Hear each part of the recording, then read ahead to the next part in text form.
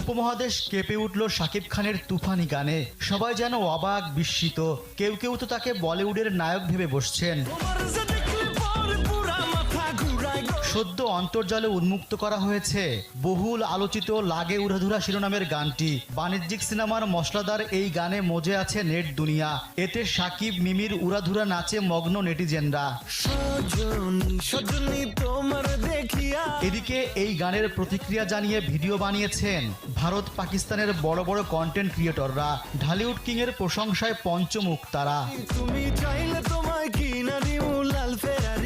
ভারতের মহারাষ্ট্রের সুশান্ত ও Nishant Judwaa TV YouTube চ্যানেলে বিভিন্ন দেশের গানের রিয়াকশন ভিডিও বানিয়ে থাকেন। লাগে উড়াধুরা গানটি তাদের কাছে এনার্জেটিক মনে হয়েছে। কমার্শিয়াল সিনেমায় যে ধরনের গান ব্যবহার করা উচিত এটা ঠিক তেমন। समझ रहे होगा प्रॉपर वो फील था जो